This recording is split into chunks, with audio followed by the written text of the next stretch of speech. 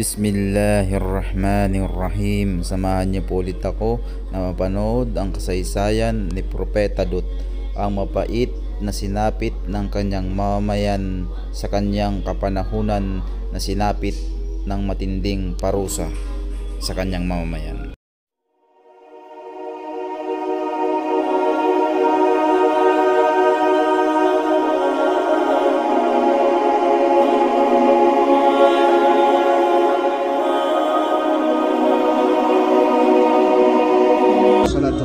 Rasulillahi wa ala alihi wa sahbihi ajma'in. Ang papuri kay Allah subhanahu wa ta'ala, ang siyang tunay at tanging nag-iisang Diyos, at naway ang kanyang pagpapala, kapayapaan, pagpugay ay mapasa ating mahal na Propeta Muhammad sallallahu alaihi wasallam. Mga kapatid sa Islam, napakaganda ng aya na binasa ng imam kanina. Wala yudlamu fatila. At sa isang aya, si Allah ay hindi niya dinadaya o inaargabyado ang fatila. Ang fatila, sa Lughatul Arabiya, pinaliwanag ng ating mga ulama, pag kumain ka ng tamar, sa gitna niya may hati, tapos may mga maliliit na, ang tawag natin sa Tagalog, himulmul. Ganon din yung gasera, yung mitya, yung sinisindihan, yung tali na yun, maraming mga himulmul, napakaliit. Walang halaga halos. Ang tawag doon fatila. So sinabi sa Quran, yun ay hindi kayang dayain ng iyong Panginoon. Kung ang maliit na bagay ay hindi kayang dayain ni Allah subhanahu wa ta'ala, paano pa kaya ang tao? Binabanggit ko ito dahil may mga tao na sa tingin nila sila ay dinaya ng kanilang Panginoon dahil nagkaroon sila ng kasarian na hindi nila gusto. Bakit ganyan ang kasarian ko? Samantalang ang puso ko ay babae at ang kasarian nila ay lalaki. Napakiramdam nila dinaya sila ng kanilang Panginoon. Ang pagkakaroon natin ng kasarian ay hindi natin choice. Ito ay kaloob ni Allah subhanahu wa ta'ala. At si Allah subhanahu wa ta'ala ay hindi nagdaraya. So dapat pakinggan nila itong episode natin insyaAllah. Sa pagpapatuloy ng buhay ni Ibrahim alayhi salam, isang araw siya ay nagmumuni-muni. Tinanong niya ang kanyang Panginoon. Sabi niya, Ya Allah, paano ka ba bumuhay ng patay? Sinabi ni Allah subhanahu wa ta'ala sa marangal na Quran, Wa idh qala Ibrahimu Rabbi arini kayfa tuhyil mauta, qala awalam tu'min, qala bala walakin liyatma'inna qalbi. Ya Allah, paano ka ba bumuhay ng patay? Ang sagot sa kanya ni Allah, hindi ka ba nananampalataya? Tandaan natin, sa huling bahagi na ito ng buhay ni Ibrahim, marami na nangyari. Nananampalataya ako, Ya Allah, subalit gusto ko mapanatag ang aking puso. Tandaan nyo, pag may tanong kayo sa reliyon at hindi mo nahanapan ng kasagutan, yun ay kawalan ng kapanatagan. Kaya pwede magtanong sa reliyon, sinasagot tayo. Sinagot siya ni Allah subhanahu wa ta'ala, kumuha ka ika ng 4 na ibon, fasurhunna, tagtadin mo sila ng pino at lagyay mo sila sa ibabaw ng mga bundok na ito. So, pagkatapos tagtarin, hinalo yung laman, malalaman mo pa ba kung ano yung tuka ng ibong pula o ibong brown? Hindi na pag hinalo-halo mo na, di ba? So, ilagay mo sila sa ibabaw ng mga bundok at bumaba ka sa bundok at tawagin mo sila, halika yung mga ibon. At ang mga ibon, ang mga parte ng ibon ay nagbubuo-buo na pumupunta kay Ibrahim alayhi salam. Kung ganon, ako ay sumusuko, ako ay Muslim, ako ay mananampalataya. Subhanallah. Napakagandang, katulad ng sinabi natin kahapon, napakagandang, kung nahihirapan ka mag-explain kung ano kahulugan ng Muslim, ikwento mo lang si Ibrahim alayhi salam. Sa isang araw, ito yung pinaka-last part ng buhay ni Ibrahim bago tayo pumunta sa susunod na propeta. Pagkatapos mangyari sa kanya ang lahat-lahat ng ito, inutusan siya ni Allah na pumanik sa bundok, nagawa na nila yung Kaaba ni Ismail alayhi salam at hindi na natin natalakay. Wallahu musta'an. Inutusan siya ni Allah, pumanik ka ika sa bundok at tumawag ka sa mga tao na sila ay mag-hajj. Panahon ni Ibrahim alayhi salam. Sabi niya, Ya Allah, hindi nila ako maririnig, wala akong kakayahan sa pagtawag. Wala kang gagawin, kundi pagtawag, nasa sa amin na yung pagpaparating sa tao kung paano siya mag-hajj. Ginawa yun ni Ibrahim at sumigaw siya sa bundok, tayo ay iniimbitahan ni Allah sa Kaaba para mag-hajj. Sinasabi ng ating mga ulama, naramdaman ito ng lahat ng tao, lahat ng mananampalataya. Maski ikaw, alam mo tinatawag ka. Sa pagtawag ni Ibrahim alayhi salam. So isang araw, magkasama sila ni Sarah ng kanyang asawa at sila ay umidad na. Umidad na. May dumating na 3 lalaki. La yura alayhi atarus safar. Walang bakas ng paglalakbay. Napakalinis, napakaliwanag, napakaputi. Kasi noon, pag nag-travel ka, bago ka isang lugar, dapat madumi ka. Kasi ganun mag-travel noon eh. Ngayon, hindi na. Airplane na lang, tapos nakasasakyan, aircon. So pagdating nito, dahil karim si Ibrahim alayhi salam, pinagluto niya ng batang matabang baka para sa 3 tao. Baka para sa 3 tao. So marami yon. Nung sinarap na yung pagkain, hindi kumakain. Nalaman ni Ibrahim alayhi salam na ito ay hindi tao. Sinabi ni Allah subhanahu wa ta'ala, "Walamma ja'at rusuluna Ibrahim bil bushra qalu inna muhliku ahli hadhihi al-qaryah." At nang dumating ang aming 3 mensahero kay Ibrahim alayhi salam at nagbigay ng bushra. Ano yung bushra? Good news. Good news. Anong good news? Na si Sarah ay manganganak pa. Matanda na sila at isisilang niya si Ishaq, Nabiyullah, na propeta rin ni Allah subhanahu wa ta'ala. Yan ang unang balita. Hindi kumain pinagluto. So, ibig sabihin, hindi to tao. Sila ay mga malaika. Sabi sa tafsir Ibn Kathir, si Jibril, Israel, at Mikail. Tama ba? Sila yung 3 malaika na pinadala ni Allah subhanahu wa ta'ala. Naam. Israfil, Mikail, at Jibril. Wallahu alam. At sabi ng pangalawang balita, una, manganganak pa si Sarah. Pangalawa, may wawasaking kaming baryo. May wawasaking kaming baryo. At alam ni Ibrahim alayhi salam na yun ang baryo ni Lut alayhi salam. So nabanggit natin si Lut alayhi salam ay kasama ni Ibrahim alayhi salam, pamangkin niya, na umalis sa Babil, pero siya ay nanirahan sa Sodom. Sa Sodom. Doon siya nanirahan, doon siya nakapangasawa at nagkaroon siya ng 2 anak. Ang mga tao doon ay napakasama. Yung mga naglalakbay ay pinipinsala nila, ninanakawan, at sila ay merong napakabigat na kasalanan. Ano yun? Walutan id qala liqaumihi atatuna alfahishata ma sabaqakum biha min ahadin min alalamin innakum latatuna ar-rijala shahwatan min dunin nisa bal antum qaumun musrifun. Sinabi ni Allah, as-Silut, sinabi niya sa kanyang tao, sa kaum niya, sa Sodom, bakit kayo gumagawa ng kalaswaan na wala pang nakagawa nito sa lupa maliban kayo? Anong kalaswaan? Bakit kayo nagkakaroon ng shahwa, ng desire sa lalaki sa halip na sa babae? Bal antum qaumun musrifun. Kayo ay ano ba yung musrifun? Yung taong nagsasayang. Kayo ay walang kahulugang tao. Napakababa, napakalaswa, napakapangit. Ito yung mga tao ni Lut alayhi salam. Nung naghiwalay sila ni Ibrahim, dito siya nagdadawa. Lahat sila, subhanallah. Isipin mo isang baryo na ang trabaho ay pumatol sa kapwa lalaki.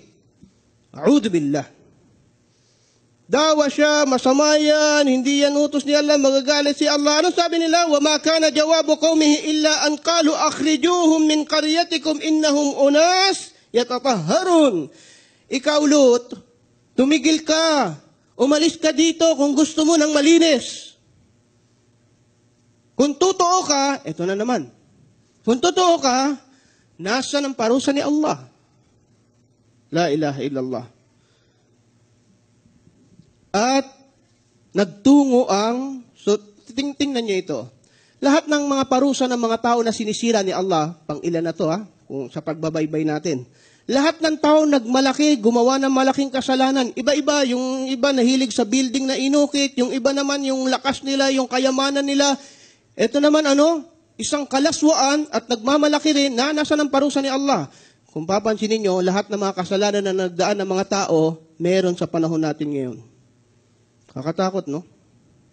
Meron sa panahon natin ngayon. At marami pa tayong magdadaanan, makikita natin lahat ng kasalanan na yan. Dumating ang parusa ni Allah subhanahu wa ta'ala, dumating yung mga anghel doon sa lugar ni Lut, yung 3 bumisita kay Ibrahim alayhi salam. Pagpasok nila sa baryo, sa bayan na yon, ang una nilang nakita yung anak ni Lut na babae na nag-iigib ng tubig. Nagulat siya dahil wala siyang nakitang pinakagwapong mga lalaki, kundi ito. La yura alayhi atharus safar, walang bakas ng paglalakbay, makinis, iba yung anghel yun eh. So nakita niya, delikado ito dito sa bayan. Nilapitan siya, sabi niya ng tatay mo. Sabi niya, sandali, tatawagin ko. Tinawag niya ang tatay niya at sinalubong sila sa labas pa lang ng baryo. Sabi niya, hindi kayo makakapasok dito. Delikado kayo dito. Naku, pag pipiestahan kayo dito, hindi pwede. Sabi niya, patuloyin mo kami maglalakbay.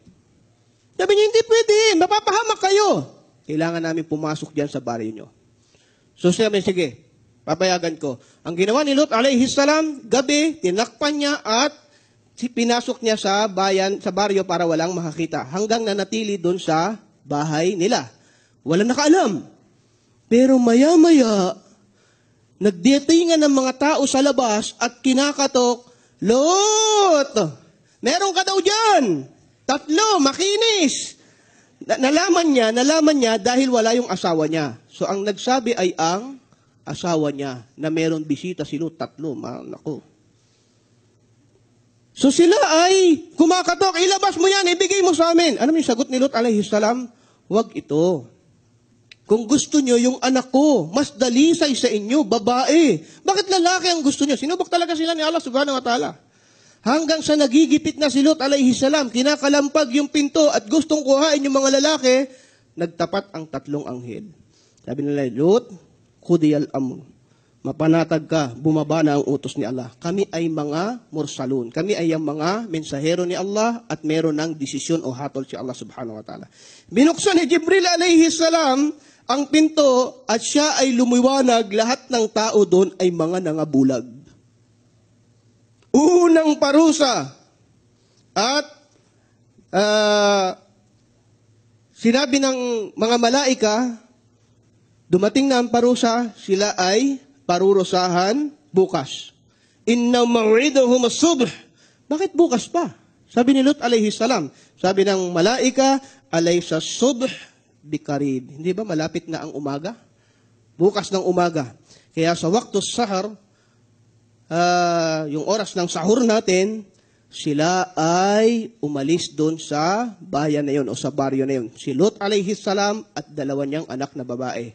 Nakita siya nung asawa at naisip na may mangyayari siguro dito. Humabol yung asawa ni Lut alayhi salam, yung hindi mananampalataya. Pero sabi ni Allah subhanahu wa ta'ala, iililigtas ka namin at ang nanampalataya sa iyo na 2 mong anak, maliban sa asawa mo na siya ay sang-ayon sa masamang gawain. Kaya ang sabi sa kanila, pag umalis kayo, huwag kayo ikang lumingon, at pag lumingon kayo, magkakaroon kayo ng parehong parusa ng mga taong yon.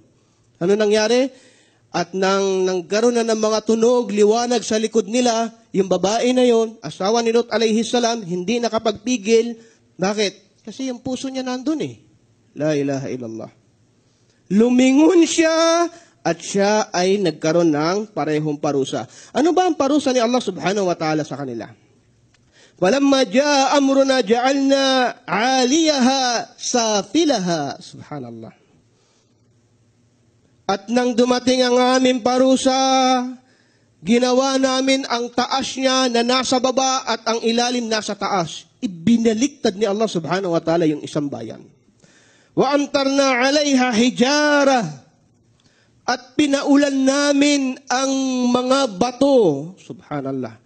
Isipin mo mga nangabulag, binaliktad yung kanilang lugar, at bumagsak sa kanila ang napakaraming bato. Wa amtarna alaihim mataran, fandur kayfa kana aqibatul mujrimin. At pinaulan namin ito ng pinaulan, tingnan nyo kung paano namin parusahan itong mga kriminal na ito. Kriminal, mujrimin. Eh, ang lugar na yan ay ang Dead Sea ngayon. Dead Sea. Wala, binura sa mapa. Siya ngayon ay dagat na madadaanan ng mga tao. Subhanallah. Anong kasalanan? Meron ba nito sa atin ngayon o wala? Ha? Uy, may impluwensya to ngayon. Politika, pinasok to. Showbiz. Lahat. Tinatangkilik to ng mga tao. Tinatangkilik to ng mga tao. Eh, malaking usapin to, pero meron akong gustong banggitin dito. Merong Fatiha group sa UK, sa Europe, mga Muslim to. Ang sabi nila, mahal namin si Allah. Sila'y mga gay. Mahal namin si Allah. Ito ang dalil kasi na bawal sa Islam ang homosexual. Okay? Pero sabi nila kami, bakit? Mahal namin si Allah. Bakit niyo kami tatanggalin sa Islam? Pwede yan. Ang bawal, ito rin ang dalil nila. Paano mo sasabing pwede yan? Ang bawal, yung magmahal ka out of love. Yung panahon ni Lut alayhi salam, ginagawa nila yun sa kapwa lalaki out of love. Pero kung gagawin mo yun ng may pagmamahal, pwede yun kay Allah.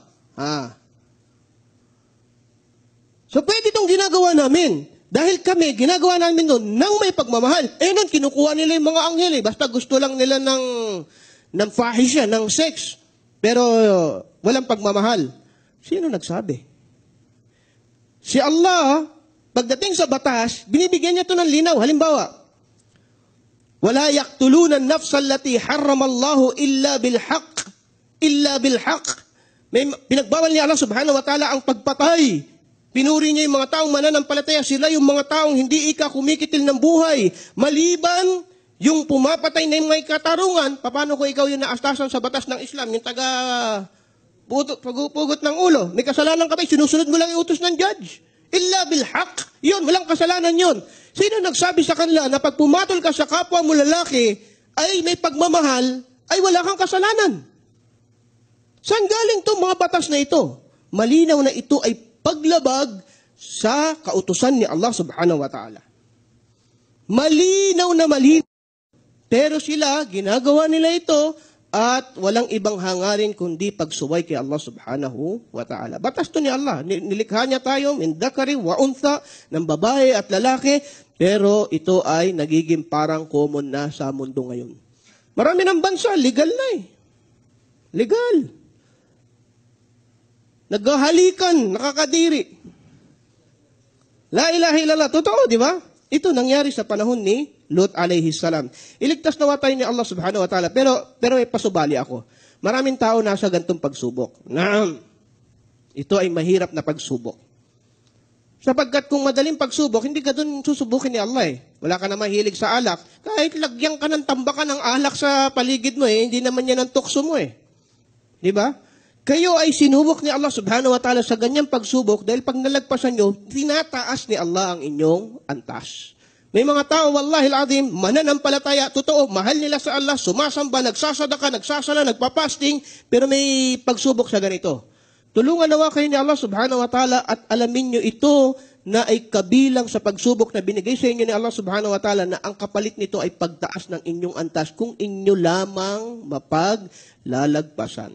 Hindi tinatakwil to basta-basta sa Islam. Kasi bakit ko sinasabi ito kahit sumobra na ako sa oras? Baka mamaya narinig natin itong lecture, lahat tayo ngayon, paglabas natin, bakla, patayin ko yan. Teka. Papagupit ka ng buhok, baka mamaya susuntokin mo yung Kasi nasa paligid sila eh. Ang kailangan nila ay gabay ng Islam. Katulad ng ginawa ni Lut alayhi salam. Inulit ko, sila ay nasa pagsubok. Kung sila ay yayakap sa Islam, welcome. At kailangan kayo ay matuto sa reliyon ni Allah subhanahu wa ta'ala. Barakallahu fikum, jazakumullahu khairan, wa sallallahu ala nabiyina Muhammad.